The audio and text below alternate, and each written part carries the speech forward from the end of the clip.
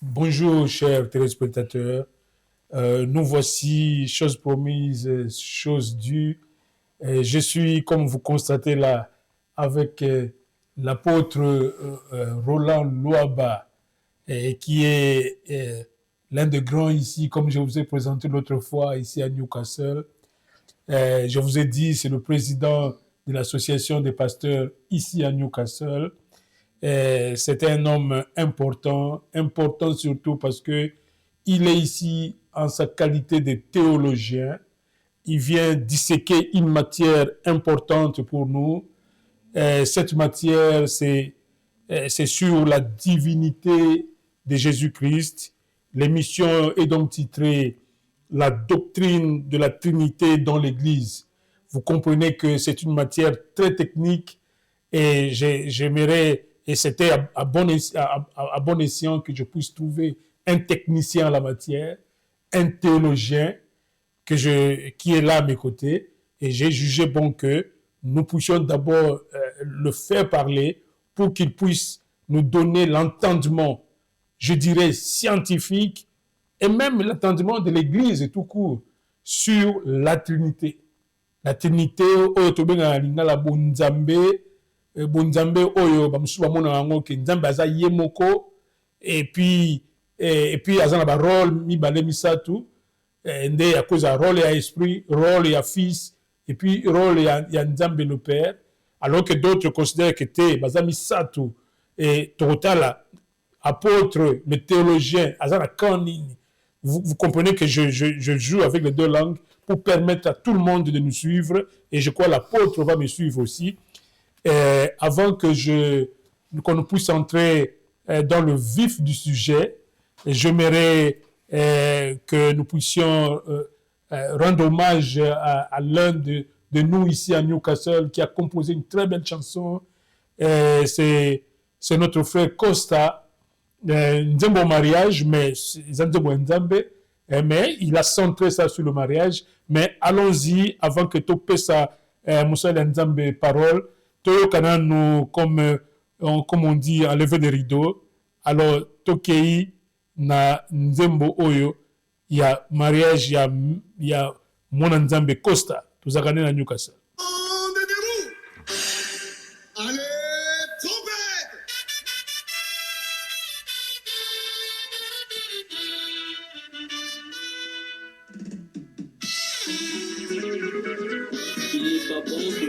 Seul, il est éternel Dieu. Genèse, chapitre 2, le verset 18.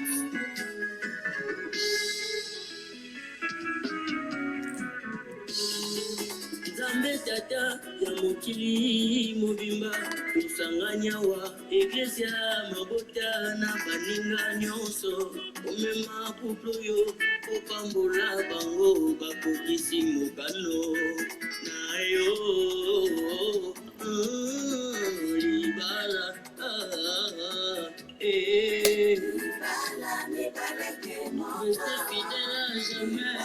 restez fidèle à jamais oh libala yonde mokano na Nzambe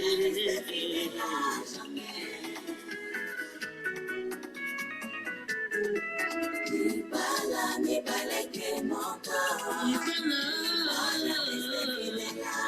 restez fidèle à jamais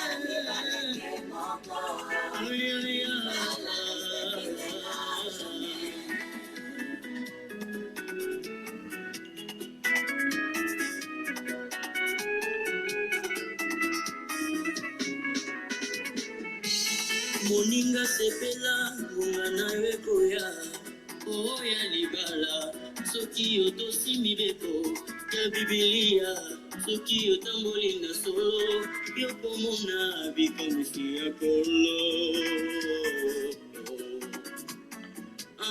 elenge sepela ngonga na yo ekoya oya libala soki otosi mibeko ya bibilia soki otamboli na solo yokomona bikamwisi ya kolo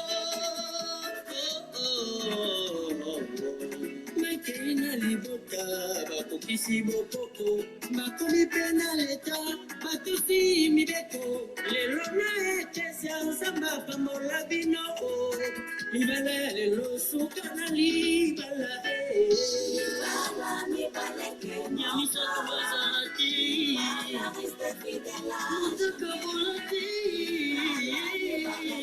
Nous profitons pour dire bonjour à tous nos frères et sœurs qui sont à Newcastle, à tous les pasteurs, tous les serviteurs de Dieu de Newcastle.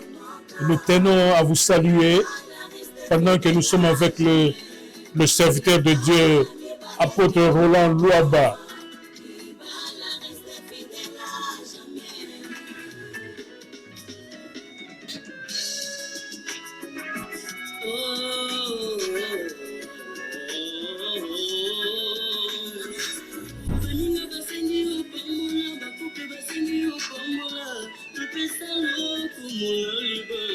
Sans oublier notre frère Costa avec cette belle œuvre qui nous permet d'égayer cette émission.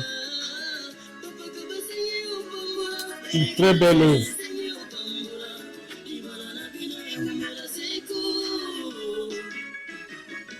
Chanson d'ailleurs que nous recommandons à tous les chrétiens.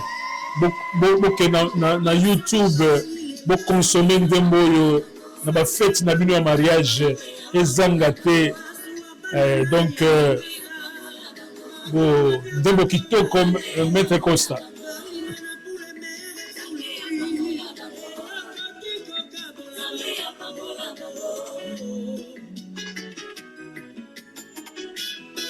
Tobosani te na Londres, Mère Alex Moleke na papa Achille Kazadi. Nous avons mbote na biso na ibandeli émission yo pendant que toza mosali ya Nzambe pembeni na biso avant tofungola ye munoko.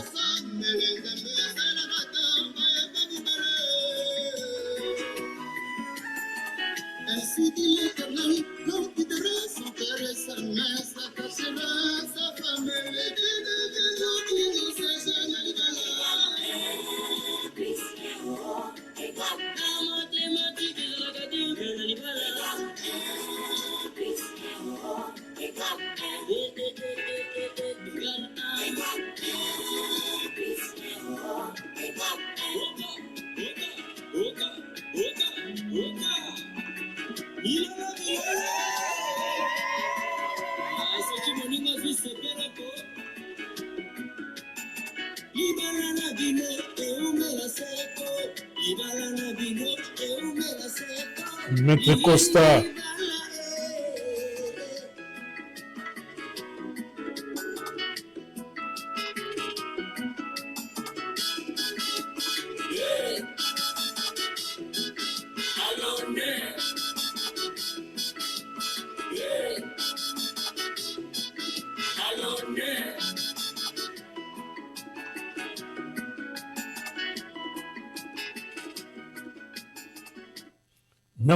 Merci beaucoup. Nandembo kitoko oyo toti kolanda yande konabiso on a Newcastle. Je vous signale que cette émission est produite et puis elle est maintenant présentée ici à Newcastle.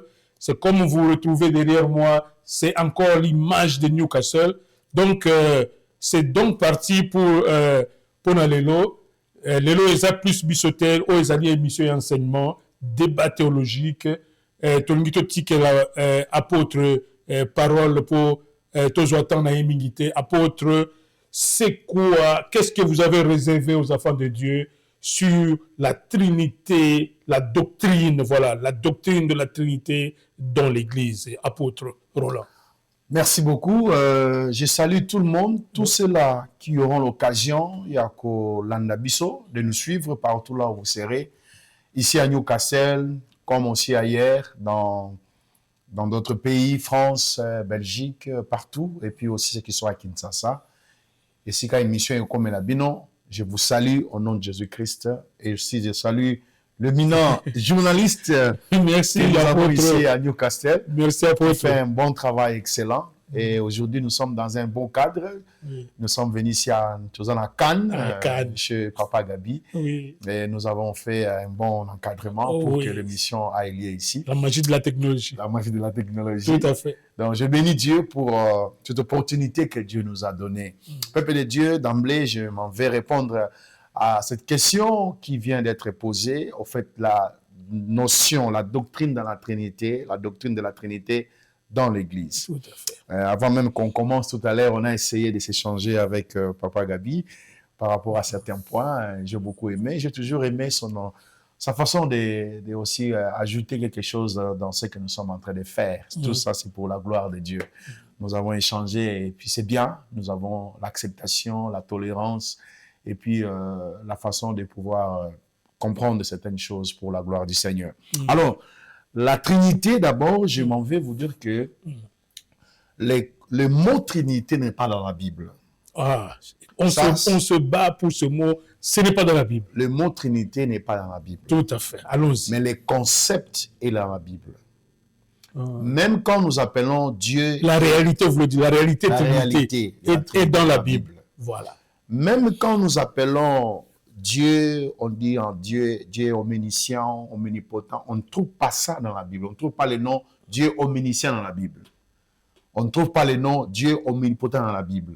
Mais la réalité De Dieu, de fait Dieu que il doit être omnipotent partout, il est doit dans la être Bible. le plus puissant Ouais. et tout ça. dans la Bible. Tout à fait. Donc, ça ne veut pas dire ce qui concept ou et dans la Bible était, le mot, ça ne veut pas dire que cela n'est pas biblique.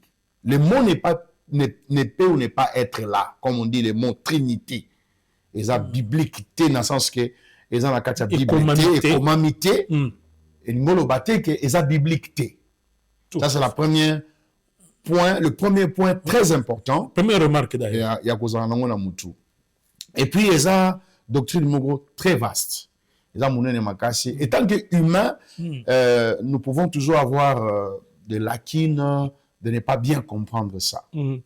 C'est pour cela que je dis que c'est très vaste. Ça dépasse notre entendement en tant qu'humain.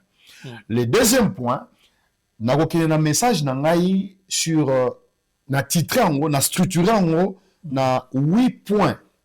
Et bien 8 points, et vous allez pouvoir démontrer de Genèse jusqu'à l'Apocalypse, comment est-ce que la Trinité a bien existé, a été dans la Bible et se trouve dans la Bible. Et puis, nous allons voir dans quel contexte cette Trinité-là est manifestée, dans quel contexte cette réalité de la Trinité est dans la Bible. Le troisième point, Narolinga Sous n'a insisté ma parce que la fois dernière, je porte un petit correctif là. La fois dernière, Nayaki qui parlait, je crois, Isaki avant au Kotaba Fête, j'avais essayé un peu de parler sur la Trinité, faire face à unitariste, comme ils ont aussi la conception d'un seul Dieu. Au fait, dans ce seul Dieu-là, il a la forme d'un seul Dieu, et puis il est unique, celui le Père, celui le Fils, celui le Saint-Esprit. La conception des unitaristes est là. Alors, moi, j'avais voulu expliquer que quand on parle de la Trinité, on ne parle pas des trois dieux. J'aimerais faire vraiment ça, et ça l'a bien souligné. On ne parle pas des trois dieux. La Bible ne nous a jamais présenté trois dieux. Ouais. La Bible nous présente qu'un seul Dieu. Voilà pourquoi la Trinité, la première des choses, quand on parle de la Trinité, il faut enlever la pensée comme si nous sommes en train de parler des trois dieux. Non, on ne parle pas des trois dieux.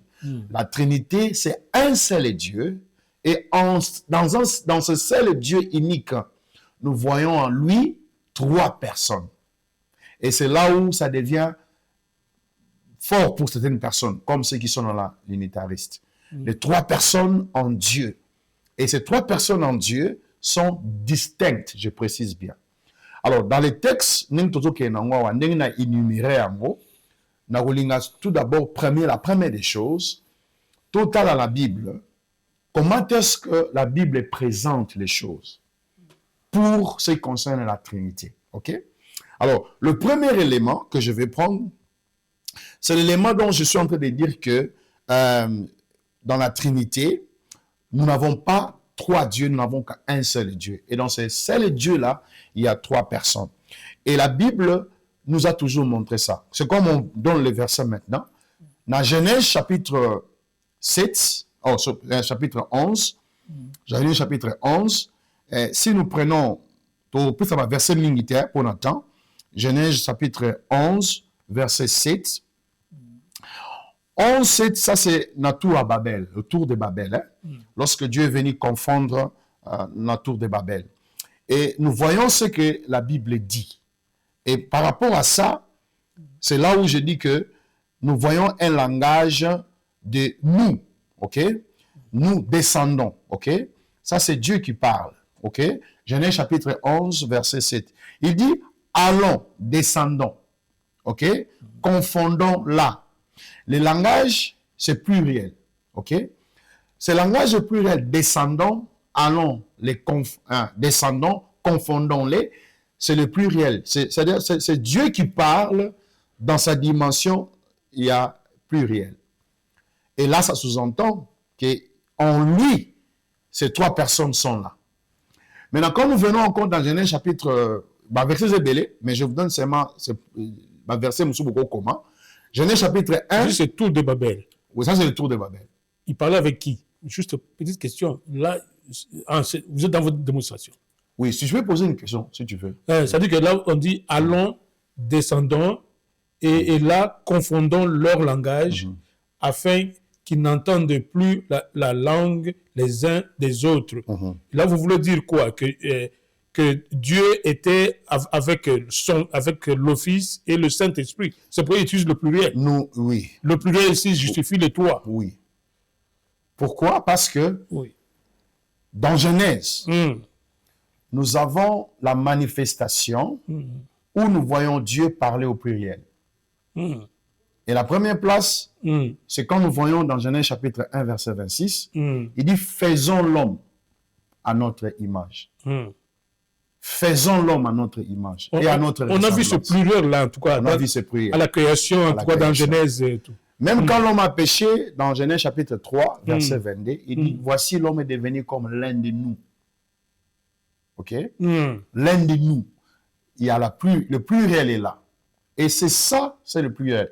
Alors maintenant, d'où vient ce pluriel? Ça vient d'où, ce pluriel? Et que diriez-vous alors, je ne sais pas moi, en tout cas, vous m'excusez, si que diriez-vous alors que le fait que Dieu a toujours été entouré par ses anges, on dit que quand ce pluriel serait Dieu qui serait avec ses anges et qui, dans l'assemblée des saints, comme on appelle, et c'est là où il utilise le pluriel. Bon, faisons l'homme à notre image, à notre ressemblance. Allons, confondons les langues. Là, on parle de Dieu qui est dans l'assemblée des saints.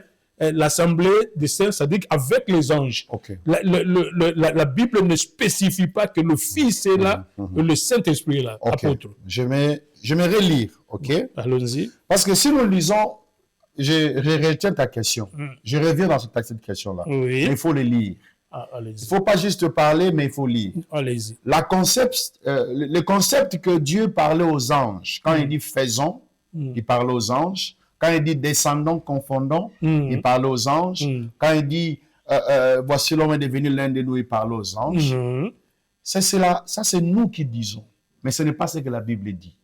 Parce que dans le verset qui suit, je donne un exemple. Genèse chapitre 1, verset 26. Faisons l'homme à notre image et à notre ressemblance. Le verset qui suit, le verset 27, on dit Dieu créa. On n'a pas dit les anges ont créé. On a dit Dieu créa. Dieu ne peut pas créer la création avec les anges. Pourquoi? Les anges sont une créature de Dieu. Les anges ne sont pas les co-créateurs. Parce que si Dieu met les anges dans la création, créés avec eux, ils sont devenus co-créateurs avec Dieu. Or, les anges sont créés par Dieu. Ils ne peuvent pas être co-créateurs avec Dieu. Mais quand Dieu a créé l'homme, quand il a pris la boue et quand il souffla, on n'a pas dit il soufflèrent. Non. Ce n'est pas tous les anges avec Dieu, et même les autres, encore apôtres, ils n'ont pas dit ils soufflèrent, leur souffle. Parce que il n'y avait ni le Fils, ni le Saint-Esprit, donc il n'y avait que le Père qui Le a soufflé. souffle là, Ouais. le souffle là, Oui, c'est l'Esprit de Dieu. l'Esprit Dieu de Dieu, souffle là. Dieu qui a créé. Laissez-moi continuer. Je vous laisse aujourd'hui, c'est vous, Ouais. apôtre. Laissez-moi continuer, Oui. parce que la dernière fois, j'avais les idées à éclaircir, Tout à fait. mais quand vous intervenez, nous allons perdre les idées. Allez-y, allez-y. J'avance. Je me retranche. Voilà. Je me retranche. Alors, Peut-être à la fin. je dis ceci. Oui, Si Dieu, dans la création, oui. il a créé avec les anges, c'est que les anges ne sont pas une créature de Dieu. Ils deviennent co-créateurs. Or, Dieu n'a pas associé les anges dans la création. Dieu a créé le monde lui-même, seul. C'est pour cela que quand nous disons Dieu, dans le langage hébreu, cela est plus facile à comprendre. Quand la Bible dit au commencement était Dieu, dans le langage hébraïque, dans le texte hébraïque, le mot Dieu là c'est El. I-L. I-L. Maintenant, Elohim, Elohim est le pluriel de Dieu. C'est pour cela, Dieu ne peut pas associer les anges parce que les anges ne sont pas Dieu comme lui. Et la création n'émane que de lui-même qui est le créateur. Ça, c'est le premier point. Voilà pourquoi je dis que la conception, ou bien les concepts de la Trinité, nous voyons le nous là, c'est ce qui révèle le Elle qui est Dieu et l'Ohim qui est le pluriel de Dieu. Et ça parle de Dieu le Père, Dieu le Fils, Dieu le Saint-Esprit. Ça, c'est la première des choses. Et voilà pourquoi, lorsque nous venons dans Genèse, quand on dit, Dieu a dit, faisons l'homme à notre image et à notre ressemblance. À la suite là, on dit Dieu créa l'homme. On n'a pas dit les anges créa. On dit Dieu créa l'homme. Dieu créa. Le Dieu créa là, c'est au singulier. Singulier. Pourquoi? Oui. Parce que Dieu est un. Il n'y a pas trois dieux. Dieu est un, il n'y a pas trois dieux. Dans Deutéronome chapitre 6, ok, nous voyons Dieu qui se présente comme Dieu unique. Le problème des gens pensent que quand on parle de la Trinité, on parle des trois dieux. Non, on ne parle pas des trois dieux. On parle que d'un seul Dieu. Voilà pourquoi le verset qui suit, on dit Dieu créa, parce que Jésus qui est Dieu, Saint-Esprit qui est Dieu, le Père qui est Dieu, ils ont la capacité, c'est-à-dire cette émanation-là de créer. Voilà pourquoi on dit Dieu créa. Donc, tous sont dans un Dieu. Voilà! Tu as compris ça. Dans un Dieu. Poursuivez. Voilà. Ça, tu as bien répondu. Dans un Dieu. Et ce Dieu-là, c'est pour ça que nous sommes en train de parler. Alors, ça, c'était dans la création. La deuxième des choses que j'aimerais aussi parler, nous voyons depuis l'Ancien Testament, Dieu qui dit à Israël, il dit, « Ô Israël, ton seul Dieu unique. » Deutéronome chapitre 6, verset 4. Ton seul Dieu unique. Donc là, ça montre le Dieu que nous sommes en train de dire, qui a créé, ne sont pas des. Il n'y a qu'un seul Dieu. Et c'est cela Dieu que nous sommes en train de parler. Alors maintenant, dans Genèse et dans Deutéronome, comme on dit, Deutéronome chapitre 6, verset 4, « Ô Israël, ton Dieu est unique Dieu. » Cela nous montre que en Dieu, Dieu n'est qu'un. Donc, depuis le commencement de la Bible, Dieu n'est qu'un. Il n'y a pas trois dieux. Mais maintenant, quand nous avançons, quand est-ce que cela, maintenant, la conception vient pour que nous puissions dire, c'est Dieu un, il y a trois personnes en lui. Quand est-ce que cela arrive? Je vous ai montré dans le pluriel, le El qui est Dieu, l'Ohim qui est le pluriel des dieux, qui fait l'ensemble de ces dieux, qui sont un. Maintenant, quand nous avançons, nous allons voir que dans la Bible, c'est la personne de Jésus qui nous a montré que dans un seul Dieu-là que nous avons, c'est Jésus qui nous a montré la notion du Père. Ça ne vient pas d'un ange, ça ne vient pas d'un prophète, ça ne vient pas de personne. Moi et toi, nous n'avons eu pas la notion de Dieu le Père. C'est quand Jésus est venu que nous avons eu la notion du Père. Parce que dans le Nouveau Testament, nous allons voir dans plusieurs versets de la Bible où nous voyons le Père être introduit par le Fils. Et nous voyons plutôt le Père introduire le Fils, et nous voyons les Fils à maintes reprises parler du Père. Je vous donne le verset.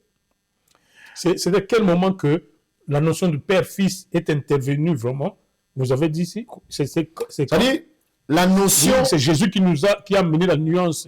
Ouais, la notion de Dieu, le Père, Dieu le Fils, Dieu le Saint-Esprit, a toujours été là dans la Bible, depuis le commencement. Mais la manifestation de cela, d'une manière manifeste, c'est quand Jésus est venu. Parce que Jésus... Donc, dans l'Ancien Testament, on n'a jamais fait allusion au Saint-Esprit comme entité à part de Dieu, comme Fils, comme entité à part. Bien sûr, il y a des versets. L'Ancien Testament... Comme quoi? Je m'excuse, c'est juste pour la compréhension. Ésaïe, chapitre 48, verset 16. Qu'est-ce qu'Ésaïe dit là-bas? Ésaïe, je vous donne le verset. Oui. Ésaïe, on n'a pas ça ici, mais je vous donne. Ésaïe 48, verset 6. Ésaïe 48, nous prenons Ésaïe. Ésaïe 48, ok. 48, verset 16.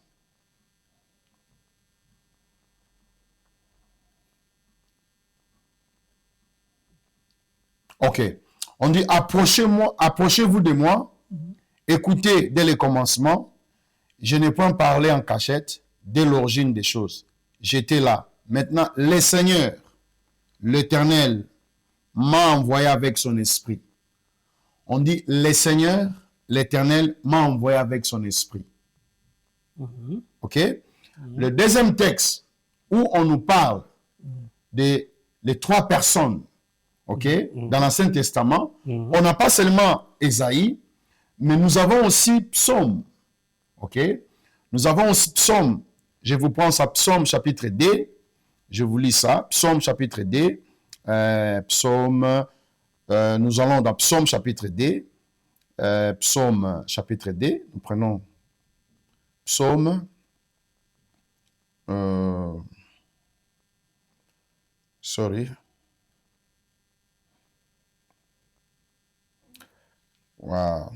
Psaume chapitre D. Le verset, Psaume chapitre D, le verset 5, on dit, Psaume chapitre D, verset 5 et verset 7, je publierai les décrets de l'Éternel, je publierai les décrets. L'Éternel m'a dit, tu es mon fils et j'ai été engendré aujourd'hui. L'Éternel m'a dit, tu es mon fils, j'ai été engendré aujourd'hui. Il faisait allusion, l'Éternel m'a dit, tu es mon fils, j'ai été engendré aujourd'hui. On faisait allusion à qui? On fait allusion le Père qui engendre le Fils. Ok? Dans l'Ancien Testament toujours, nous avons des textes où nous voyons le Père et le Saint-Esprit agir dans le même moment. C'est comme on dit dans Genèse chapitre 1, où nous étions auparavant. Si nous prenons Genèse chapitre 1, c'est un verset que tout le monde connaît. Genèse chapitre 1, on dit ceci. Au commencement, Dieu créa les cieux et la terre. La terre était en forme vide. Il y avait des ténèbres à la surface de la Bible. L'Esprit de Dieu s'est mouvé au-dessus des eaux. Dieu dit que la lumière soit la lumière fut. Ce texte-ci... Cet esprit, c'est un esprit à part. Ce n'est pas Dieu lui-même c'est l'esprit de qui? Ce n'est pas l'esprit de Dieu, s'il vous plaît. Non. Parce que là, je n'aimerais pas intervenir, donc, mais je suis obligé. Lisons les textes. Parce que là, c'est Dieu lui-même. Oui, c'est Dieu lui-même. Dieu lui-même. Lisons les textes. On dit ceci. L'Esprit de Dieu s'est mouvé au-dessus des eaux. Ok? Dieu dit que la lumière soit et la lumière fait. Ce texte ici, quand nous prenons cela, nous analysons. Ok? C'est-à-dire, en anglais même, on dit the Spirit of the Lord was covering. Covering, the Spirit of God. Covering.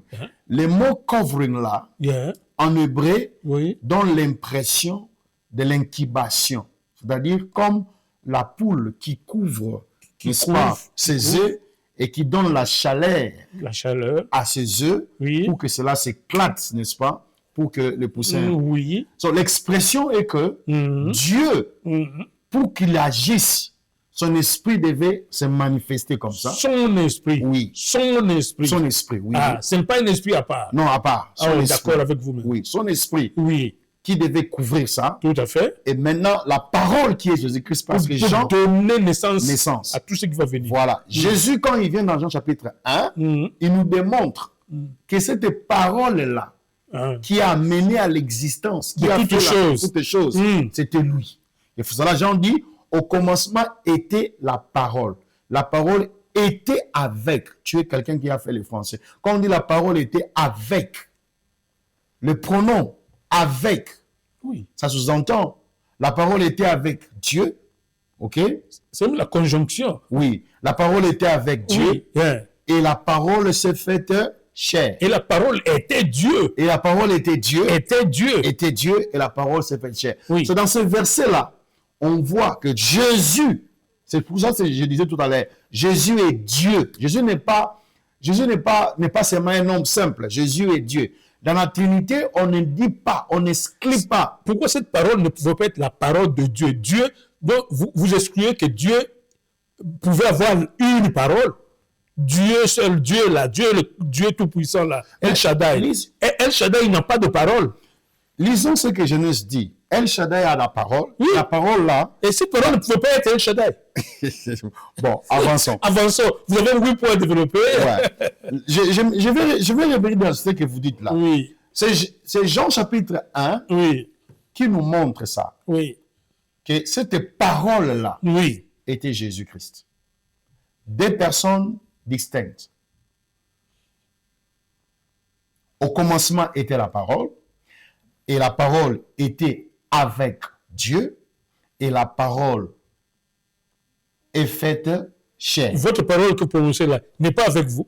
Votre propre parole que vous prononcez là n'est pas avec vous. La parole est avec... Et cette parole est vous.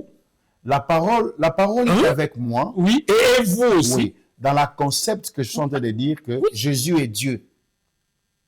C'est-à-dire, le problème, C'est cette parole qui est Dieu. Dieu lui-même avec sa parole qui prononce, qui crée toutes choses. Ouais. Imaginez-vous si vous dites que la parole c'est Jésus, Jésus qui est une entité à part. Bon, alors Dieu a fait quoi?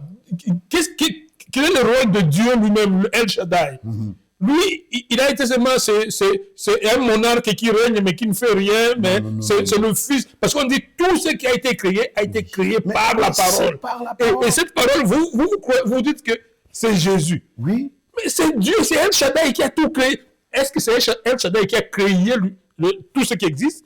Ou bien c'est son Fils? voilà. Dans la création, Oui, dans oui, la création, oui, le plan de la création, oui, Dieu le Père a mis le plan de la création. oui. La manifestation de cette création-là, c'est le Fils qui en est la manifestation. Voilà pourquoi on dit que tout a été créé par lui. C'est ce chose qui nous dépasse. Comment Dieu allons-y. peut faire un plan et ne pas s'impliquer dans la création? Dieu s'est impliqué dans la création. Voilà pourquoi je vous dis que dans la notion de la Trinité, on ne disconvient pas que le Fils n'est pas Dieu. On dit que le Fils est Dieu. Nous, le problème, c'est que c'est pas que Jésus est Dieu, parce qu'il est, il est Dieu. Nous, on veut seulement dire que Jésus n'est Jésus que sur la terre. Quand il était au ciel, il ne s'appelait pas Jésus. Au moins là, vous le savez. Jésus au ciel ne s'appelait pas Jésus. Il est devenu Jésus sur la terre comme un fils né d'une femme pour venir vivre avec nous, pour nous racheter. Et puis à la fin, il est mort. Il dit, je suis en vous, je ne vous laisse pas seul, je resterai en vous jusqu'à la fin des temps. Laissez-moi vous dire ceci. C'est ça Quand Jésus. vous dites que Jésus, Et c'est ça Dieu le Tout-Puissant. quand vous dites que Jésus au ciel n'était pas Jésus et qu'il est devenu Jésus quand il est né sur la terre. Jésus, c'est le nom de Dieu sur la terre. Voilà. Maintenant, je vous pose, le nom de Jésus veut dire quoi? Qu'est-ce que signifie le nom de Jésus? Sauve. Ok. Dieu sauve. Sauveur. Dieu sauve. Ouais. Ça Dieu vient du sauve. mot Joshua. Ok? Tout à fait. Sauveur. Dieu merci. Oh, J'ai une oui. petite notion. Oui. Or, tu ne peux pas être un sauveur, tu ne peux pas, donc, tu ne peux pas sauver Oui. si vous n'êtes pas un sauveur. Or, Jésus, le nom Joshua, veut dire celui qui sauve. L'Éternel est votre salut. L'Éternel est celui qui vous sauve. Et qui Alors, est l'Éternel? Maintenant, je m'en vais, non? Je m'en vais. Voilà. Maintenant, quand nous rentrons dans la Bible, ok? Oui. Quand nous rentrons dans la Bible, pour que Jésus, Oui. ok? Pour que Jésus soit manifesté, qu'il devienne un sauveur sur la terre. C'est pour ça que je vous ai dit que quand Jésus est né sur la terre, ok? Quand Jésus est né, il n'a pas commencé à exister quand il est né. Non, il a toujours existé. Mais pour qu'il vienne être avec nous, étant qu'humain, c'est la personne du Fils. C'est Jésus-là qui est venu naître. Là, dans la conception du mari, quand nous lisons dans la Bible, nous voyons même cette conception-là et l'œuvre du Saint-Esprit. C'est-à-dire, Dieu qui est invisible. Saint-Esprit qui est une entité encore à part, qui va faire une connexion avec Marie pour avoir Jésus qui est Dieu comme lui. Vous voyez que ça, c'est compliqué. Non, c'est pas compliqué. C'est compliqué. Vous, je crois que vous perdez la... Non. Vous perdez. On ne se perd pas. Entrez dans cette conception-là. Oui. Prenez seulement la Bible. Oui. Parce que si on lit dans la Bible, c'est là où on trouve l'argument la plus possible. OK? Oui. Maintenant, je te pose la question. Oui. Comment est-ce que ça fait la conception de Jésus? C'est une conception miraculeuse. Sans intervention d'un homme. Sans intervention d'un homme. Luc chapitre 1, Oui. verset 35, Oui. on dit que tu seras couvert par l'ombre du Saint-Esprit. OK? Pour que Jésus, qui est Dieu, OK, Oui. qu'il devienne habité parmi nous, il y a eu la manifestation de l'Esprit de Dieu qui était couvert sous Marie et Jésus est né. Jésus étant que Dieu ne peut pas naître comme ça. Parce que Dieu ne peut pas être né. Mais Jésus étant qu'homme, devenu fils, il doit être engendré. Ça nous dépasse. Mais c'est ça la réalité. Alors quand il est engendré, Oui. Il vient étant qu'homme. Parce que Dieu ne peut pas être né. Il est Dieu.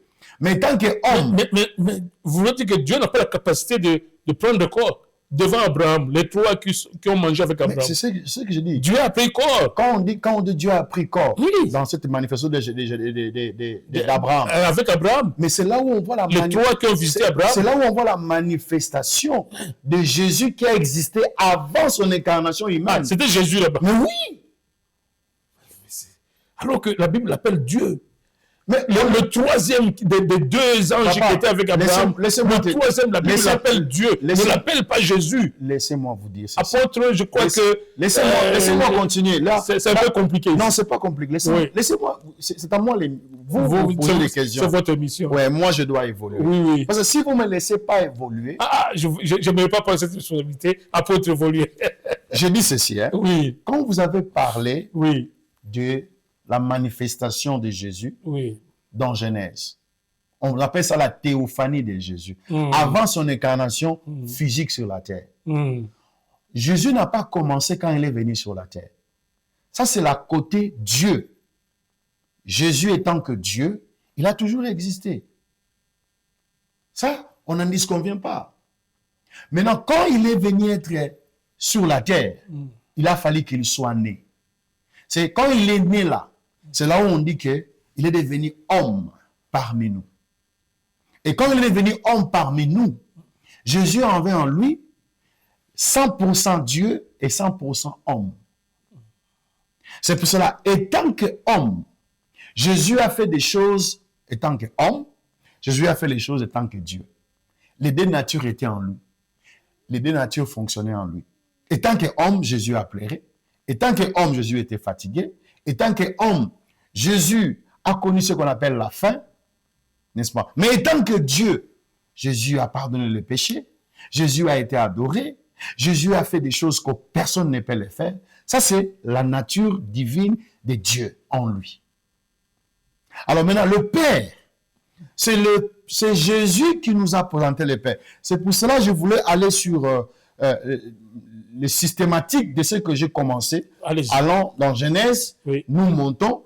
Je suis arrivé à un point à dire, c'est Jésus quand il est venu. c'est lui qui nous a commencé, c'est lui qui a commencé à nous parler du Père. Parce que déjà, au baptême de Jésus, quand Jésus est venu se faire baptiser, dans Matthieu chapitre 3, verset 17, on dit, une voix se fit entendre dans le ciel. Dieu qui dit, ceci est mon fils bien-aimé, en qui j'ai mis toute mon affection en lui. Et la Bible dit, le Saint-Esprit descendra sous forme de colombe. Ok? Nous voyons 3 personnes qui se manifestent là au baptême de Jésus. Nous voyons le Père qui parle. La voix qui parlait au ciel là, c'était la voix de qui?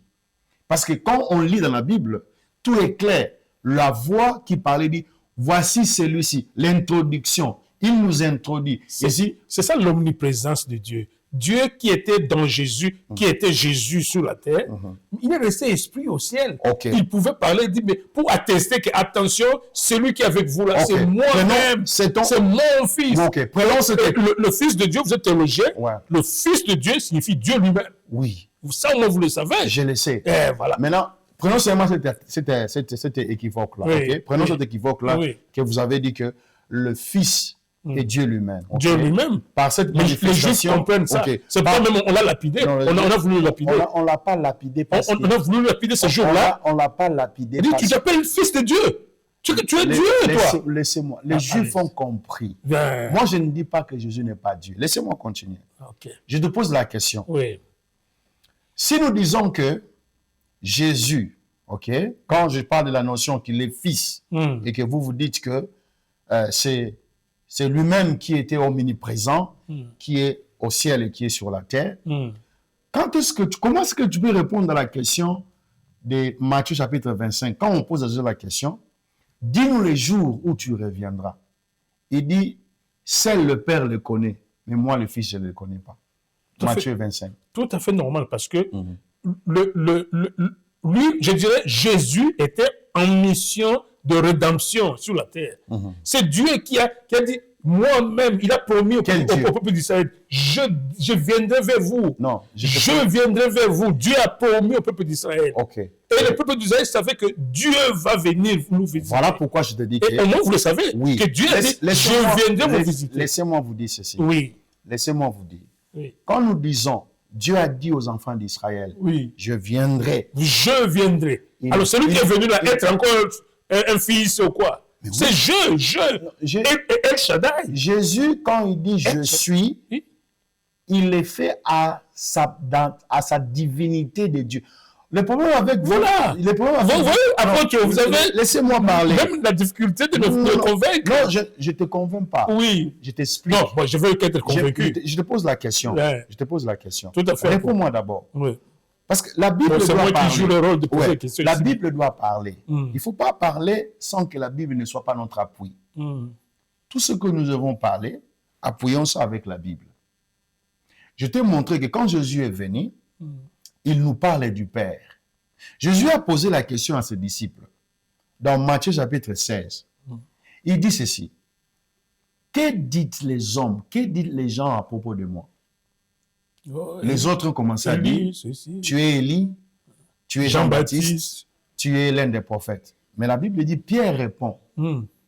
Il dit, tu es le fils du Dieu vivant. C'est Dieu. Non, laissez-moi continuer, non? Oui. Tu es le fils du Dieu vivant. Et Jésus a dit à Pierre, ce n'est pas la chair et les sangs qui t'ont révélé. C'est mon Père qui est dans les cieux. Écoutez-moi d'abord, laissez-moi continuer. Jésus pouvait dire à Pierre automatiquement, ok? Cette confession-là que tu viens de faire n'est pas de moi. Parce que Pierre a dit quelque chose de grand. Non, laissez-moi continuer. Reconnaître en Jésus sur la terre que c'est toi Dieu. Mais qui a reconnu Jésus comme Dieu? Est-ce que nous disons que Jésus n'est pas Dieu? Mais quand vous dites Dieu, c'est... Quand Pierre a dit là, Pierre, dans son entendement, c'était Dieu, El Shaddai. Ce n'était pas deuxième Dieu. Qu'est-ce qui fait voir que Pierre, en disant ça, il croit que c'est deuxième Dieu? El Shaddai, c'est qui? C'est le Tout-Puissant, le Mighty, le Père. Laissez-moi t'expliquer. Le Père. On a les mots, à moins que je me trompe. On a les mots El Shaddai. Shaddai, c'est une attribution. C'est un caractère. C'est un caractère. Oui.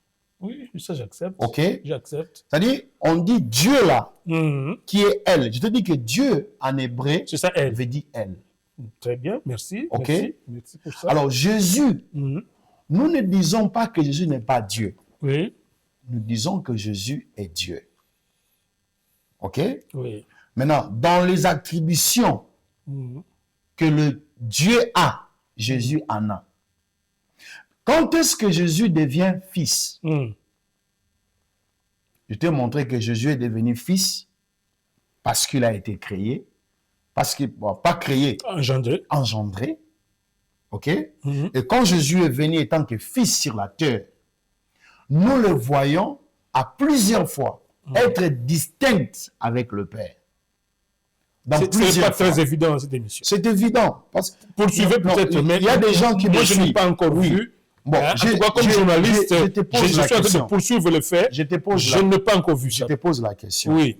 Pourquoi est-ce que tous les apôtres, dans leurs épîtres, Mhm. nous ont toujours donné la formule de Dieu le Père, le Fils et le Saint-Esprit? Parce que les apôtres, dans leurs épîtres, ils ont présenté Dieu distinct. Le Père distinct avec le Fils. Dans tous les épîtres, je dis bien, dans toutes les épîtres, distinct. On peut prendre ça, on peut lire. Comment on peut faire passer outre le rôle du Fils? C'était un rôle important, le Rédempteur. Le Fils, c'est le Rédempteur. Quand on fait allusion au Père, Père, c'est dans la dimension du Créateur. Parlons. Mais quand on fait allusion au Fils, c'est Le Père, c'est qui? le Créateur. Ok. C'est lui la parole. Et que cette parole qui s'est fait chair, la Bible le dit, qui devient le Rédempteur pour sauver l'humanité. Ok. Et puis le Saint-Esprit. Mais c'est lui qui agit en nous maintenant. C'est lui le Saint-Esprit. Ok. Prenons cet aspect. Moi, je veux dire, la fois passée que je suis foncièrement unitariste. Non. Vous êtes unitariste parce que vous ne comprenez pas ce que je suis en train de dire. Prenons seulement la thèse là-haut que tu viens de dire. Oui. Prenons cette conception Oui. du Rédempteur. Ok? Oui. Est-ce que tu peux m'expliquer qu'est-ce que signifie la rédemption? Ah, moi, je préfère dans les concepts que vous-même vous définissez les concepts. Moi, Ok. vous êtes théologien. Non, laissez-moi. Définissez les concepts. C'est pour cela, n'employez pas une conception ou bien un concept si vous n'avez pas une maîtrise de cela. Bon, Quand on parle de la rédemption, comment est-ce que la rédemption a eu lieu? c'est dit dans la Bible, non? Mais il faut le dire. Comment nous sommes aujourd'hui, c'est que nous sommes. La rédemption a eu lieu. Nous sommes des de hommes la libres. mort. Non, la La rédemption. mort et la résurrection de Jésus. Laissez-moi continuer. Oui. La rédemption a eu lieu du sacrifice. Jésus est venu. OK? Et pour que cela soit fait, Jésus est allé dans les jardins de Gethsemane. OK? En priant. Parce que déjà, quand vous dites que Jésus priait, je venais de dire tout à l'heure ici que Jésus priait à qui? Jésus homme. Voilà. C'est pourquoi il s'appelle Jésus. Voilà. Jésus, Maintenant, c'est son appellation d'homme. c'est pour cela, maintenant, tu comprends que, étant qu'homme, étant qu'homme, Il devait faire tout ce que nous faisons. Mais- prier à Dieu. voilà. Prier à Dieu. Voilà. Parce qu'il était homme, il devait agir comme tous les hommes Mais pour laissez-moi nous montrer qu'on prie à Dieu, on ne prie pas à Jésus. Laissez-moi vous dire. Quoi qu'il soit Dieu. Non, laissez-moi Vous vous dites dire. que Dieu, mais Non, il ne nous a pas montré que prier à moi. Non, entrons en prière. Entrons à la prière. Oui. Définissez-moi la prière. La prière est un monologue ou la prière est un dialogue? C'est même un dialogue parce qu'on attend une réponse de Dieu. Si tu dis que la prière est un dialogue, Oui. dialogue, ça sous-entend quoi? Tu dialogues avec quelqu'un, n'est-ce pas? Oui, allez-y. Tu dialogues avec quelqu'un. Oui, d'accord avec vous. Si Jésus priait en lui-même, Oui. c'est que ce n'est plus la prière, c'est un monologue. Il parle à lui-même. Or, Jésus priait, laissez-moi vous dire ceci. C'est toujours un dialogue. Non, laissez-moi vous dire. Donc, Jésus, comme humain, qui faisait le dialogue avec lui-même l'Esprit de Dieu qui était... Parce qu'il n'y avait pas vacances au ciel. Il n'y avait pas vacances une fois. À l'émission précédente, c'est qu'il y avait vacances au ciel. Il n'a jamais eu vacances au ciel. Lui-même, il est sur la terre. Lui-même, il est aussi au ciel. Mais il est omniprésent. Omniprésent. Omniprésent. Bon, maintenant, si Dieu est omniprésent. Quand Jésus avait pris chair, Dieu était en train de régner. Quel Dieu? Dieu omnipotent. Le mighty. Le mighty en anglais, j'aime bien. Le mighty était là. Mais qui était représenté sous forme de fils seulement pour accomplir l'œuvre de la rédemption. Voilà pourquoi je reviens encore dans ce que je disais. Ça, c'est les débats que tu fais avec moi.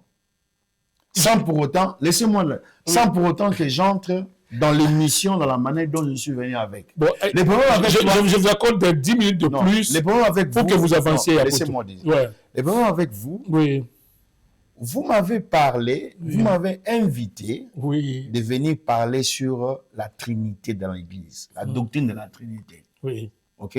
Oui. Si cela était le cas, vous aurez dû me laisser expliquer ce que vous m'avez appelé. Parce que là, maintenant, là, je me pose... Non, j'ai même promis que je vous laisserai le temps. Là, maintenant, vous me brandissez votre conception de l'unitariste. OK? Et ça ne me permet pas d'évoluer. Non, vous théologien. Non, réajustez le tir. Allez-y. Parce que chaque fois quand je prends quelque chose pour l'expliquer, je vous interromps. Dans votre conception, vous allez m'interrompre et nous allons entrer dans un débat. Dans un débat direct sur ce point-là. Et ce qui fait que le temps est en train de passer. Non, je vous laisse comme enseignant. Allez-y. Allez-y. Allez-y, apôtre. Non, restez. Et puis, je vous donne encore 10 minutes de plus, même 15, pour que, en tant qu'enseignant, poursuivez vos 8 points. Alors, je n'ai pas vraiment beaucoup de temps, mais sauf que je disais que Jésus est né parce qu'étant que Dieu, il ne peut pas être né. Il est né étant que fils. Étant que fils, Jésus était engendré. Et c'est là, quand il était engendré, il a vécu 100% Dieu sur terre et 100% homme. Prenons seulement la thèse que nous disons que, étant qu'homme, Jésus priait. OK? Il a voulu nous montrer la prière. Étant qu'homme, il voulait nous montrer qu'on doit prier. Prenons seulement cette thèse-là. Étant qu'homme, il a voulu nous enseigner comment prier. Mais étant qu'homme, s'il a voulu nous montrer seulement à prier, il ne devait pas employer le mot Père. Déjà, quand il emploie le mot Père dans sa prière, c'est pour cela que je vous dis que la prière n'est pas monologue, la prière est un dialogue. Et à maintes fois, quand Jésus priait, il appelait son Père dans la prière. Il dit, Père, s'il est possible, dans Gethsemane, que tu éloignes de moi cette coupe, mais non pas à ma volonté, mais à ta volonté. Déjà, nous sentons que s'il était lui-même le Père et Fils, il ne devait pas avoir deux volontés. Il devait avoir qu'une seule volonté.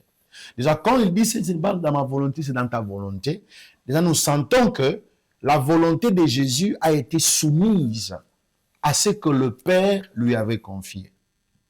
Alors, peuple de Dieu, je disais tout à l'heure que les apôtres, dans leurs épîtres, chaque apôtre, dans son épître, quand il fait ce qu'on appelle l'introduction, il commence toujours par nous présenter Dieu le Père, Dieu le Fils et Dieu le Saint-Esprit. Dans Romains, nous voyons l'apôtre Paul faire la même chose. Où il dit, je vous donne seulement les versets, plusieurs apôtres, n'est-ce pas, plusieurs apôtres nous ont montré la notion dans leur façon de présenter, n'est-ce pas, Dieu le Père, Dieu le Fils, dans les épîtres. Romains, chapitre 1, verset 7, là nous voyons l'apôtre Paul qui dit, si on peut lire ça rapidement, je pense seulement un seul verset, mais il y en a beaucoup, je pense seulement c'est un seul verset. Romains, chapitre 1, Romains chapitre 1, et nous prenons le verset 7.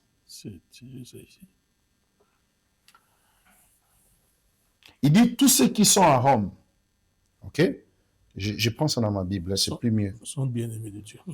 Romains, chapitre 1, 1, verset 7. 7. Il y en a plusieurs, hein? Je prends seulement ça. Il dit, tous ceux qui sont à Rome, ok?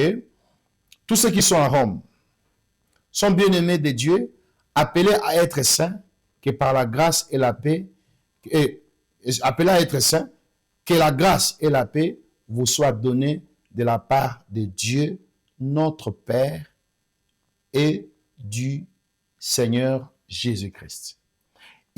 Dans leur salutation, ils ont toujours présenté Dieu le Père et Dieu, ou bien Jésus-Christ, Fils de Dieu. Cela est très important. Pourquoi? Parce qu'ils ont eu la notion du Père auprès de Jésus. Il y en a plusieurs.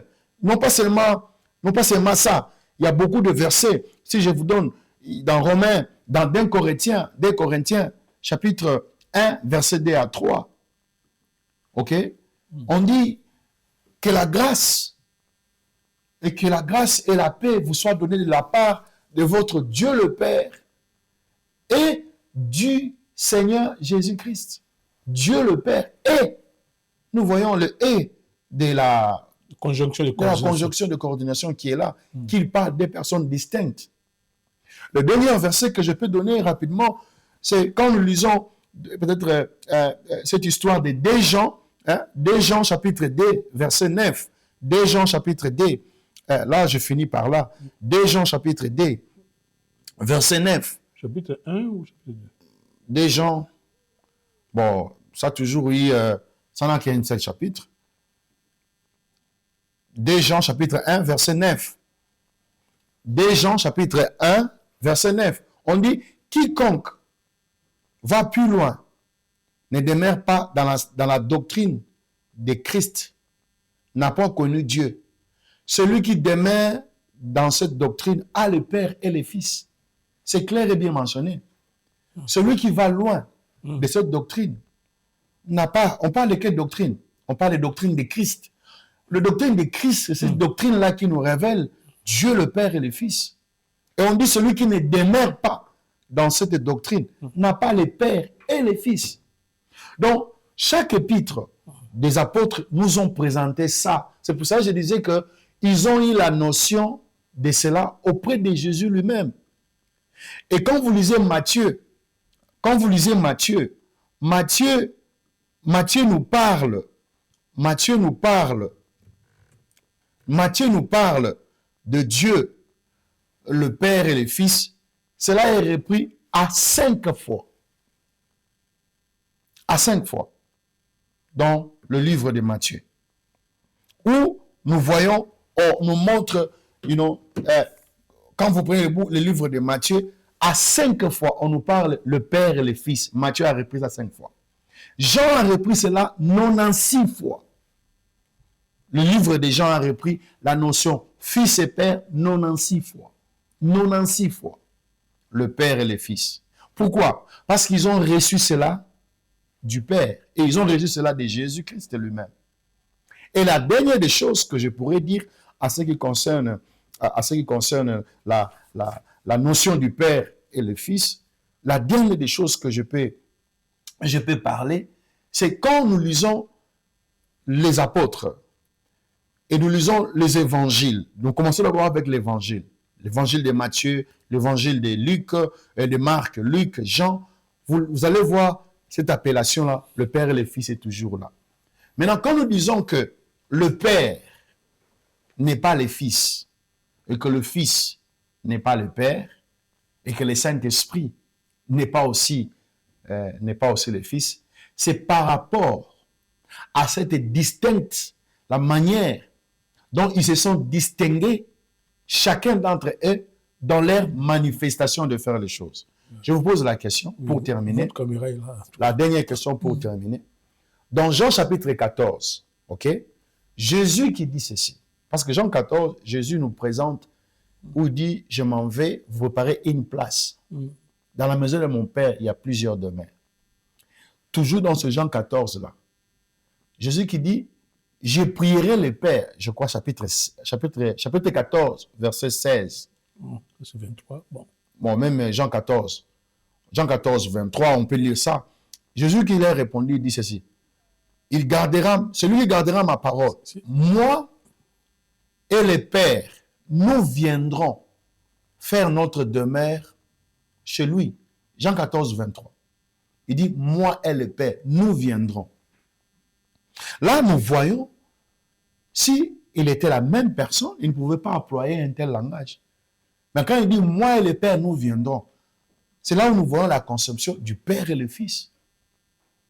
En fait, le problème, c'est que lorsque nous parlons du Père et le Fils, dans l'idée de plusieurs personnes, les gens pensent que nous parlons de trois dieux. Non, nous ne parlons que d'un seul Dieu. Et qui, dans ce seul Dieu-là, il y a trois personnes qui sont distinctes. Et la dernière des choses, qui peut être scandalisée, qui peut être fort, c'est que Apocalypse nous donne quelque chose de très fort. Où il dit, il s'assiera dans le trône, lui et son Père. Lui, dans le trône, lui et son Père. Apocalypse chapitre 3, verset 21. Est-ce qu'il y a des trônes? Mais là, on dit, il s'assiera au trône et son Père. Donc, la conception ou bien la notion du Père, Fils et Saint-Esprit, elle est bien biblique. Même quand nous voulons parler de la rédemption, nous ne pouvons pas parler de la rédemption sans cette notion du Père et Fils. Parce que dans Éphésiens chapitre 1, j'aimerais terminer par là, pour ne pas beaucoup gagner de temps, j'aimerais seulement vous parler de la rédemption dans ce que l'apôtre Paul nous présente dans Éphésiens, n'est-ce pas? Éphésiens chapitre 1. Si nous regardons très bien, l'apôtre Paul a montré comment est-ce que la rédemption a eu lieu. On dit ceci. Il dit, l'apôtre Paul, apôtre de Jésus-Christ, par la volonté de Dieu, aux saints qui sont à Éphèse et aux fidèles en Jésus-Christ, que la paix et la grâce vous soient données de la part de Dieu, notre Père, et du Seigneur Jésus-Christ. Je vous ai montré dans toute introduction des apôtres, il y a toujours l'aspect Dieu le Père et de son Fils Jésus-Christ. Il dit, béni soit Dieu le Père de notre Seigneur Jésus-Christ, qui nous a bénis de toutes sortes de bénédictions spirituelles dans les célestes. En lui, Dieu nous a élus. En qui? En lui. Lui là, c'est qui? C'est Jésus-Christ. C'est-à-dire, pour que ce plan de la rédemption que le Père avait conçu, que cela soit manifeste, il a fallu que le Fils devienne. Pour que toi et moi nous soyons sauvés, aujourd'hui, être appelés enfants de Dieu, il a fallu que le Fils meure à la croix et qu'en lui, nous devenons adoptés, ou bien comme la Bible nous parle sur l'adoption. L'adoption est réelle parce que Jésus s'est fait fils. C'est pour cela que toi et moi, nous sommes adoptés comme enfants de Dieu. Si je n'étais pas fils, l'adoption n'allait pas être possible. Il n'allait pas être possible. Et quand vous regardez Éphésiens chapitre 1, vous descendez en bas, vous allez voir à chaque fois, quand on parle, on dit ceci, Dieu nous a élus avant en lui, Dieu nous a élus avant la fondation du monde pour que nous soyons saints et irrépréhensibles devant lui. Nous a été prédestinés dans son amour à être ses enfants d'adoption par Jésus-Christ, selon les bons plaisirs de sa volonté. Vous voyez, il y a l'expression en lui, en lui, en lui, en lui. Pour que la rédemption soit possible, la rédemption ne pouvait que se faire que quand Jésus est devenu fils. Sans cela, il n'y aura pas de rédemption. Et c'est là même une image claire que nous trouvons dans Genèse chapitre 22. Quand Abraham est allé, n'est-ce pas, offrir son fils Isaac, la notion est là. La notion du Père qui laisse son fils à être un sacrifice. C'est cette image-là est l'ombre des choses à venir qui est venue s'accomplir dans la rédemption. Il a fallu que le Père apporte le Fils comme un sacrifice. Abraham n'est que l'image de ce que Dieu le Père a fait de nous en Christ. Donc, cessons de compliquer les choses alors que la Bible est claire par rapport à cela. Quand vous prenez Genèse chapitre 22, l'histoire d'Abraham qui a apporté Isaac, vous allez voir, quand vous lisez très bien dans cette Genèse chapitre 22, tout ce qui s'est passé là-bas, Mais c'est ce qui s'est passé avec Jésus. Même la voix qui a parlé, Abraham, ne tue pas ton fils. Je vois aujourd'hui que tu es vraiment mon serviteur. Mais c'est la confirmation de ce que Dieu a parlé dans Matthieu chapitre 3, quand il a dit, celui-ci est mon fils bien-aimé. À Abraham, Dieu n'a dit, ne le fais pas. Mais quand Jésus est venu, le Père a rendu témoignage de lui. C'est lui, par lui, que les choses vont se faire. Cela est clair. Cela est clair. C'est pour cela, dans Genèse chapitre, plutôt, dans Jean chapitre 17, quand Jésus est allé faire la prière sacerdotale, quand il est venu jusqu'à la fin, il a présenté Jean chapitre 17. Vous allez voir, il a repris la prière tout en montant dans l'éternité passée, où il dit à son Père, il dit, Père, il dit, la gloire que j'avais quand j'étais auprès de toi, glorifie-moi de cette gloire-là. Dans Jean chapitre 17, il continue, il dit, la vie éternelle est pour ceux qui te connaissent, toi le vrai Dieu, et celui que tu as envoyé. Et celui que tu as envoyé. Jésus étant que fils, il était sur la terre en train d'accomplir l'œuvre que le Père, n'est-ce pas, a initié. Le plan que le Père a établi. Pour que ce plan-là soit exécuté, il a fallu que Jésus devienne le fils. Et étant que fils, il a eu cette relation étroite avec son Père. Jésus était conscient dans cette relation-là. Et toujours dans Jean 17, il dit, le Père est plus grand que moi. Quand il parle du Père est plus grand que lui, c'est pour ça que je dis cette comparaison-là. Il ne pouvait pas les faire en disant que le Père est plus grand que moi si ils ne sont pas des personnes distinctes. Quand il dit que le Père est plus grand que moi, il fait allusion à quoi? Quelqu'un me dira, non, il fait allusion par rapport à la rédemption. Je dis Amen. Parce qu'il est les seules personnes dans la Trinité qui s'est fait chair. Le Père n'a jamais goûté ce que c'est fait la fatigue. Le Père n'a jamais goûté ce qu'on appelle l'humiliation. Mais c'est le Fils qui en a enduré. C'est par rapport à cette mission-là qu'il s'est rabaissé par rapport à l'accomplissement de la mission de la rédemption. Il est devenu homme. C'est une humiliation que Jésus a pris le corps humain. Oui, parce que dans le corps humain, il a fait face à des choses que nous, humains, nous faisons face. Et tant que Dieu ne pouvait pas faire ça. Mais il a fait ça par rapport à la rédemption. Son peuple de Dieu, la notion de la Trinité n'est pas trois dieux, j'insiste. Mais en un seul Dieu que nous croyons, nous avons le Père, nous avons le Fils, nous avons le Saint-Esprit. Et Jésus nous a montré cela. Et c'est par rapport à ça que toi et moi, nous sommes devenus enfants de Dieu. Même quand nous prions, il a dit, dites notre Père qui est aux cieux. Il nous a montré la manière de prier en nous parlant de son Père. Même quand nous sommes sur la terre, Jésus intercède pour nous. Jésus fait le même travail qu'il a fait quand il est allé à la croix. Il continue à le faire comme un intercesseur à côté de son Père. Donc la Bible ne se contredit pas. Nous ne prions pas trois dieux, nous ne prions qu'un seul Dieu. Et que dans ce seul Dieu-là, lisons bien la Bible, nous allons voir qu'il y a trois personnes distinctes.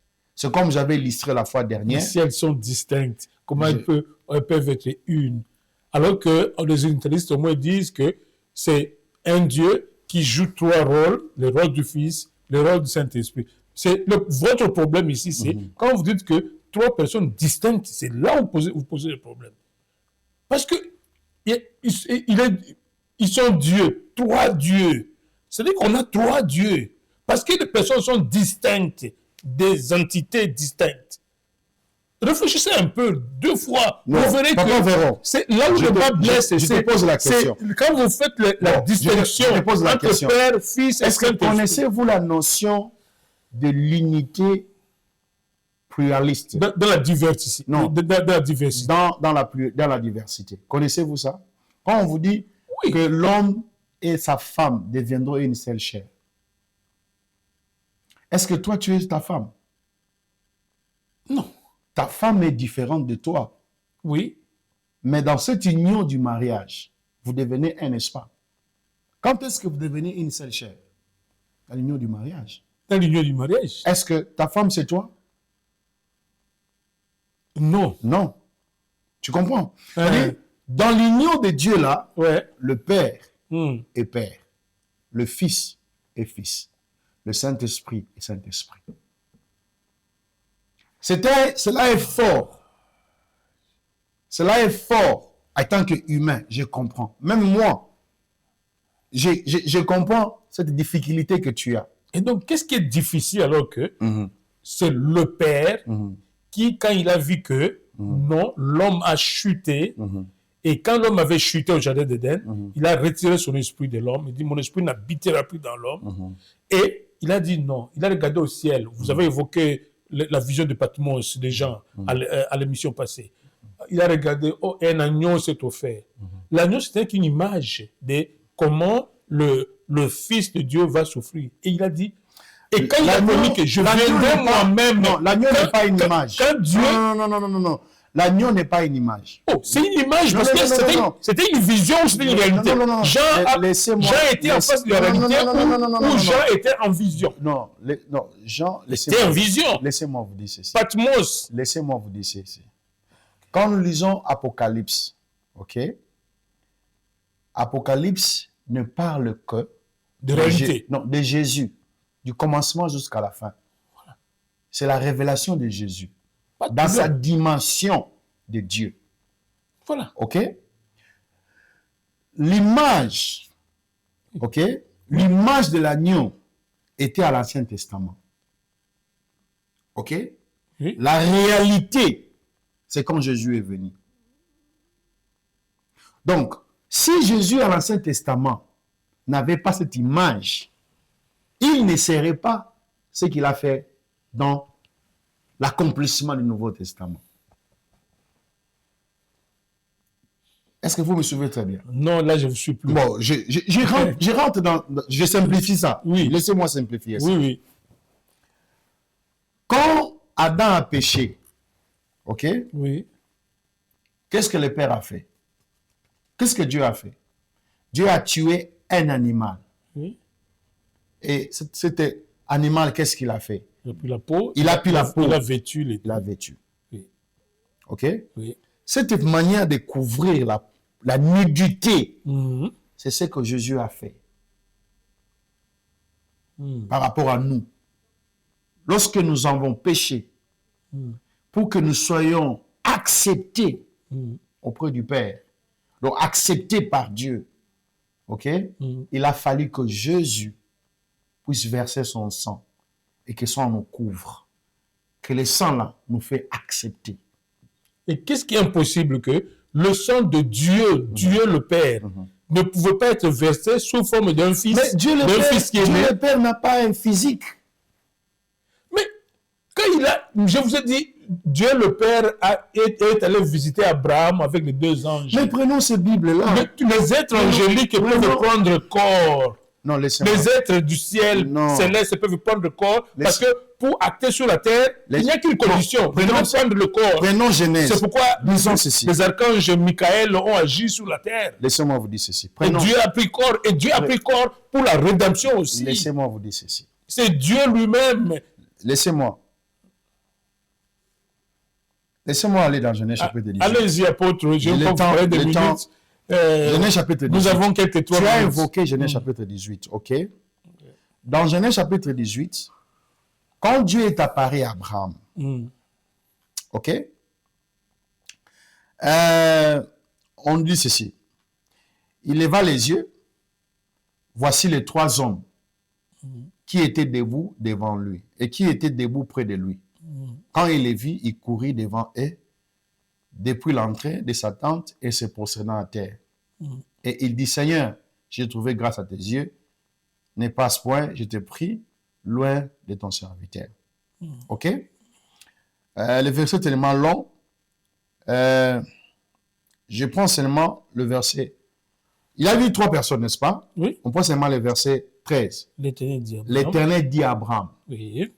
Il a vu combien? Il a vu trois personnes. Trois personnes. Mais ici, on dit quoi? L'Éternel dit Abraham. Suis-moi très bien. Oui, allez-y. Parmi les trois, Dieu était là. Maintenant, on dit l'Éternel. Parmi les trois, tu peux me distinguer qui était Dieu et qui n'était pas Dieu. Non, d'emblée comme ça, personne ne pouvait, même Abraham n'a pas distingué. Abraham a distingué après que ça c'est Dieu lui-même.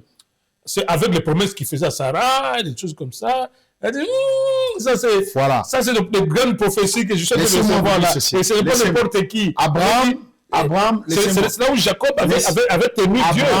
Vous vous souvenez de Jacob? Oui. Elle dit, je te lâche pas, Laissez-moi tu dois me continuer. bénir. Laissez-moi continuer. c'est Dieu, c'est Dieu sur la terre. Laissez-moi continuer, oui. Oui, Abraham a vu 3 personnes. oui, Cette manifestation ici, Oui. on appelle ça la théophanie de Jésus. la théophanie. La manière dont Jésus paraissait dans l'Ancien Testament, Mm. avant son incarnation. Ah, son incarnation, lui donc. Lui, Dieu. Mais oui, À Jésus donc. mais oui. Ah, mais on nous disons la même chose. Merci pour la conclusion de l'émission. Mais je continue, non? Oh, allez-y. Je te dis que je suis en train d'insister. Oui. Nous ne disons pas que Jésus n'est pas Dieu. Jésus Mais est il est Dieu. quel Dieu? Mais Jésus, Deuxième personnalité. Jésus est Premier Dieu. ministre de Dieu. Non, on ne dit pas qu'il est Premier ministre.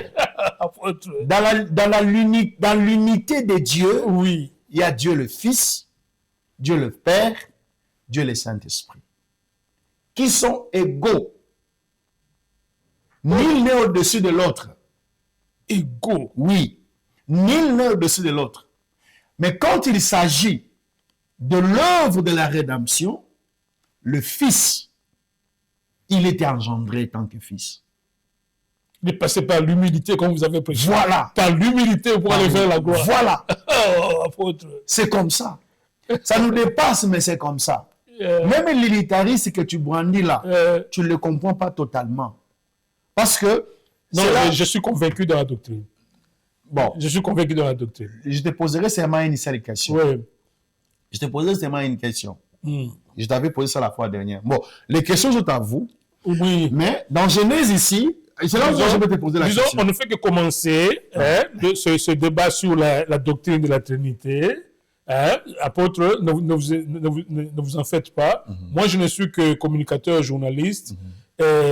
Les autres serviteurs de Dieu vont défiler sur ce plateau.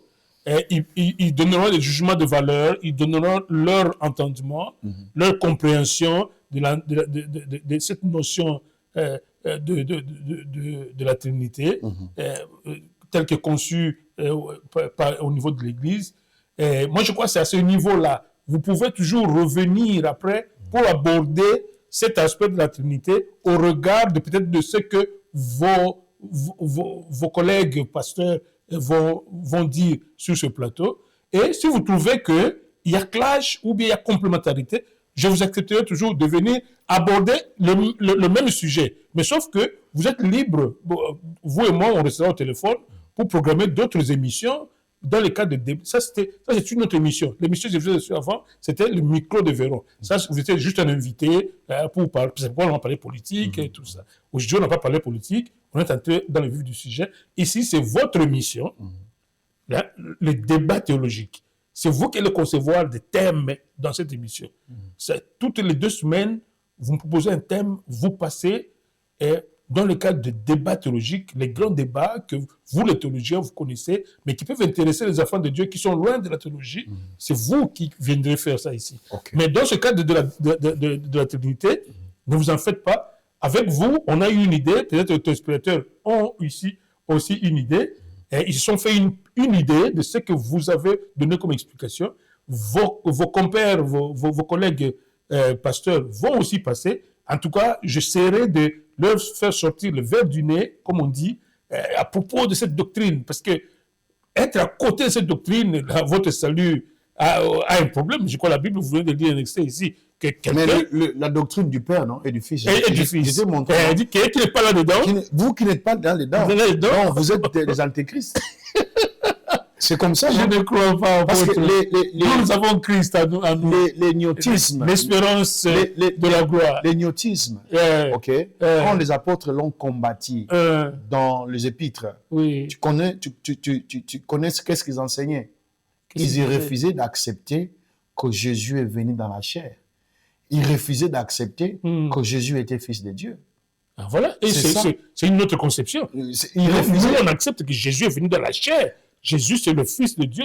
Et Jésus, c'est qui? C'est Dieu lui-même. C'est pour cela qui s'est incarné dans une chair. Je dis ceci, Papa Véron. Oui. la doctrine des l'unitaristes, Oui. vous ne les connaissez pas. Nous, Pourquoi? moi, je la connais. Laissez-moi maintenant. te dire. Oui, Le jour où je vais revenir, oui. où tu me laisseras le temps, te donner Vous avez d'où eu ça un peu de temps commence. aujourd'hui, apôtre. Non. Je n'ai pas eu le temps par rapport à ça. J'ai eu le temps par rapport. Vous m'avez intervenu dans beaucoup de choses. Bon, c'est vrai. Bon, je Quelques comprends. interruptions, vous Oui, savez. je comprends. Quand ça cloche tellement. Ouais. Ah, si, c'est le mot. si nous revenons Ah. sur l'origine, Oui. d'où ça a commencé, Mhm. l'unitariste, Mhm. et ce qu'ils croient, Mhm. et ce qu'ils défendent, Mhm. tu me diras que toi, tu ne partages pas cet avis-là. Ah bon? Oui. Tu comprendras que tu vas me dire, tu ne crois qu'en Jésus comme Dieu, mais tout le reste là ne le suit pas. C'est pour ça que je dis que les unitaristes, les gens pensent qu'il y a seulement l'aspect de Dieu, Fils, Père et Saint-Esprit. Non. Ils ont beaucoup de choses qui, quand ils ont la Bible, ça ne marche pas. Ah. Je dis que J'aimerais bien Bon, les unitaristes, que vous me listiez ces oui, choses-là. les unitaristes, Qu'est-ce qu'ils ils ont disent ce qu'on appelle Ouais. la doctrine de la tolérance. Oui, Qu'est-ce que ça signifie? la doctrine de la tolérance, c'est-à-dire accepter la personne dans la condition qu'elle est. Même si la personne est homosexuelle, et il dit c'est la tolérance. Même quand la personne est dans la magie ou bien dans l'occultisme, et ils disent que c'est la tolérance. C'est l'acceptation de ce que tu es. C'est dans les principes de l'unitariste. Les gens, oui, Venez exposer ces principes-là. je viendrai. Les débats théologiques. Les gens, Vous avez de la matière, ça Oui. c'est votre mission. les gens pensent que, C'est vous le présentateur de cette émission. oui, quand les gens disent je suis unitariste, les gens ne voient que Père, Fils et Esprit. Non. Les trinitaristes sont profonds que ça. Je ne crois pas, apôtre. Non, Mais je vous faites donne des recherches. Bon, Vous êtes un journaliste, Google là. Vous êtes un journaliste. Je vais aller sur Google. allez faire des recherches Ouais. sur la croyance des unitaristes. OK? Voilà. Et moi, quand j'aurai le temps, je viendrai. Envoyez-moi le bribe. Vous avez mon WhatsApp. Vous trouvez quelque chose, vous envoyez. Je vais t'envoyer. Papa, j'allais t'appeler Pasteur Véron. Peut-être que Dieu fera moi cette Ah, grâce. vas-y, je crois.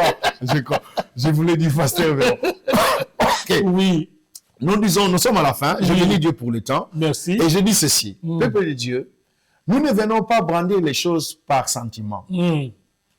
Dieu nous a fait grâce, ce n'est pas de l'orgueil, ok? Non. D'aller s'asseoir, d'enseigner c'est-à-dire de comprendre tous les mouvements de croyances, de doctrine. Ok? Et il y a même de doctrines qui sont dans la Bible que les apôtres ont combattu. Ça vient seulement dans notre époque sous forme de... Ça ne prend que d'autres formes, et c'est la même logique. Alors maintenant, c'est là où je dis que parfois étudier, c'est bon. Les gens pensent que... Étudier, c'est absolument bon. Ouais. Les gens pensent que... Moi, je suis défenseur des études. Les gens pensent que, oh, la théologie, là, ils sont allés... Non. C'est pour comprendre certaines Mais choses. étudier Dieu, c'est là où même moi, je m'inscris en faux. Même toi, tu étudies Dieu. Je m'inscris... Même quand tu lis la Bible, tu étudies Dieu. Étudier Dieu, c'est quoi? C'est quand tu fais tout ce que tu étudies. Même quand tu médites la Bible, tu étudies Dieu. Bon, disons ça. Prenons dans cette optique. Oui, c'est comme ça. Cette optique L'étude de de Dieu, méditation. oui, c'est- l'étude de Dieu, Oui. ça se fait à plusieurs formes. Même Oui. quand tu prends un livre écrit par quelqu'un qui parle de Dieu. Tout à fait. Tu étudies Je Dieu. comprends cette acception Oui. générale. Donc, ne prenez pas la théologie comme c'est un aspect mondain. Non, Jésus a enseigné les disciples. Le comble, c'est que il y a cet aspect déviationniste Non, il n'y en a pas. de la théologie. Il n'y en a pas. Et on ne sent Au moins pas que l'apport du Saint-Esprit, de Non, non, l'inspiration. non, non. Papa, Alors que les Paul nous a pointé à ça. Il dit, toute chose qui ne vient pas du Saint-Esprit, c'est déclarer ça anathème. il a pointé ça où? Déclarer ça anathème. Il a pointé ça où? On a parlé de ça la fois passée. Non, on n'a pas parlé de ça. Sur C'est toi qui le avais chemin parlé. de Damas, c'était pas Emmaüs. Hein? Damas. À l'émission passée, on a parlé de Damas. Emmaüs. Non, c'est pas Maïs. C'était sur le chemin de Damas. Ah, Paul a dit, Ah. il dit, tout ce que j'ai reçu, c'est tout droit du Saint-Esprit. Ah. Mais c'est qu'il a exclu Qu'est-ce toutes les sources. que Paul a reçu? Paul a... Donc, vous connaissez tout ce que Paul nous a prêché. Laissez-moi aller, Paul. Tout ce qu'il nous a prêché. La saine doctrine. Non, laissez-moi aller sur Paul. Oh, tout à fait. Tu as parlé trop de Paul. Nous devons terminer cette Oui, émission. on termine ici. Tu as parlé trop de Paul. 5 minutes. 5 c'est trop. Ouais. Peut-être 2 minutes. 2. Paul, tout ce que Paul a rejeté, Ouais. c'est de ce qu'on appelle la tradition juive. Il était zélé à une tradition. Il était zélé à une coutume. Paul était zélé à une coutume. Et la coutume des pharisiens. C'est ce que Paul a refusé. C'est ce que Paul a rejeté. Tout à fait. OK? Mais tout ce qu'il a compris De qui? de la loi de Moïse, étant que Vous pharisien, continuez à insister sur ça. Il a dit, Mais j'ai oui. pris ça comme de la boue. Paul dit ça. Il dit, j'ai pris tout ce que j'ai appris avant comme de la boue. qu'est-ce que Paul appelle... Mais c'est ce que j'ai eu du Saint-Esprit. OK. C'est ça qui fait Paul. qu'est-ce que Et c'est ça Paul- qui fait de lui le Qu'est-ce que grand apôtre de Jésus. qu'est-ce que Paul appelait de la boue? Oui. Paul appelait de la boue cette coutume, cette C'est l'enseignement tradition. des hommes. Non, ce n'est pas l'enseignement des hommes. Cette Les manière, pharisiens. cette manière, Gamaliel. ouais, cette manière de mal interpréter les choses de Dieu.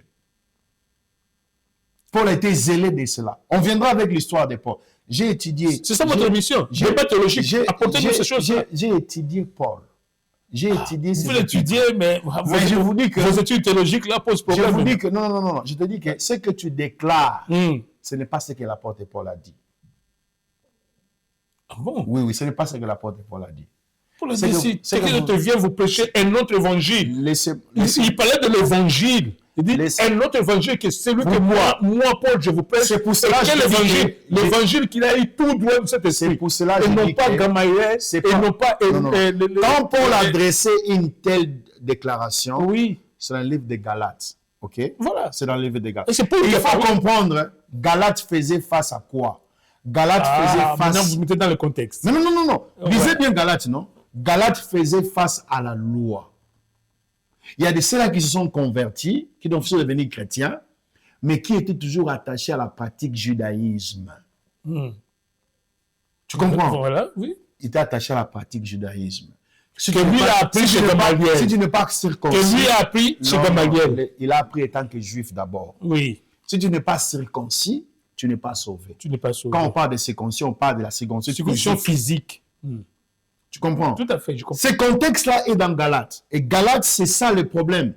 Il y a des chrétiens qui sont convertis, mais qui étaient encore sous le joug de la loi. C'est-à-dire, on leur disait que le salut là, ça ne vous suffit pas.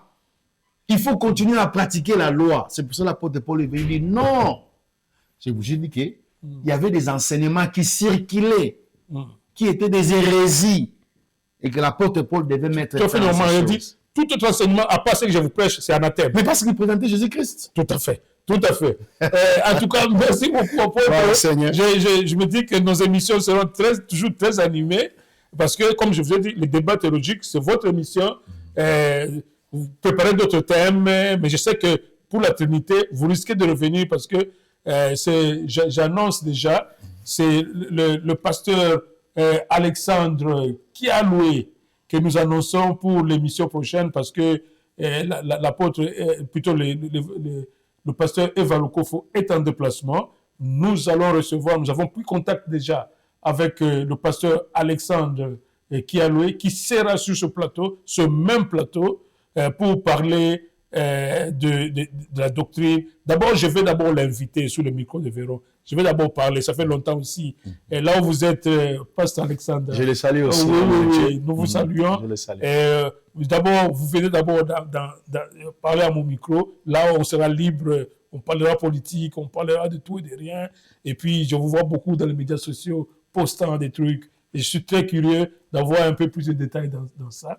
Mais maintenant, quand vous viendrez ici, tout ce que l'apôtre a dit, je mettrai ça sur vous pour que vous puissiez réagir. Si vous confirmez tout ce qu'il dit, tant mieux. Mais si vous avez des choses à redire, encore une fois, c'est ça l'exercice, pour que l'apôtre voit que ce n'est pas moi comme journaliste avec mes questions de curiosité, que c'est vraiment les gens qui lisent la Bible. C'est comme le serviteur de Dieu, Gabi Kitoko, passera à cette émission, certainement, après 3 ou 4 semaines ici, le serviteur de Dieu, Gabi Kitoko aussi, viendra ici pour venir affirmer, parce que je le sens être plus un unitariste un peu comme moi. Bon, ça dépend, peut-être qu'il y a un trait d'union avec l'apôtre. On verra ce que ça va donner. Encore que même le pasteur John Baptiste, la porte est ouverte. Ici, on n'est pas dans les histoires autres. vous sollicitez pour passer, vous passerez. En tout cas, à moins que vous ayez tout dernier mot, ou bien une bénédiction pour les enfants de Oui.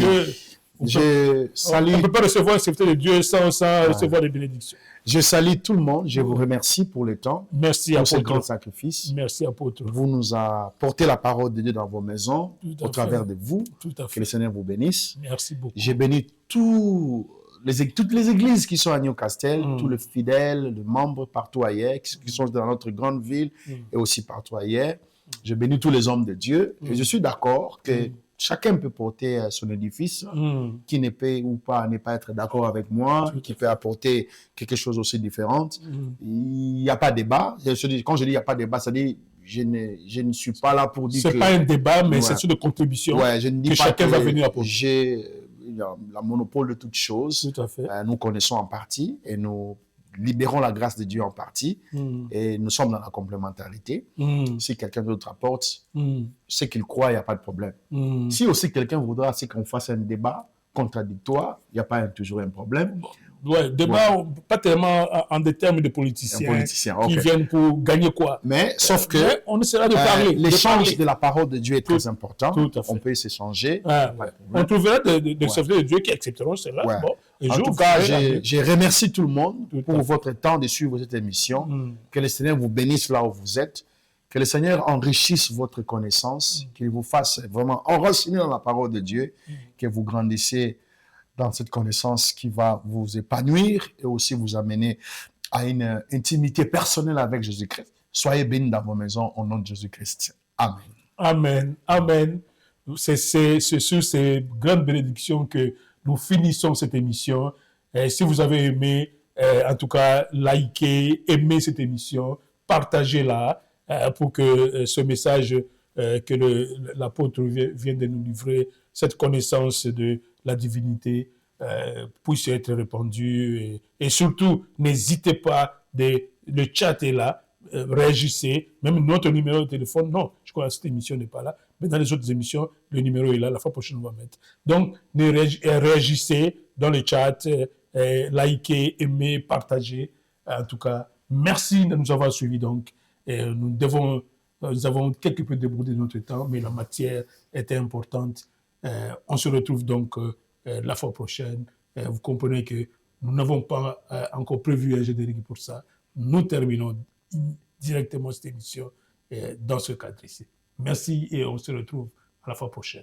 Bye bye. Merci, apôtre. Merci beaucoup. Ouais.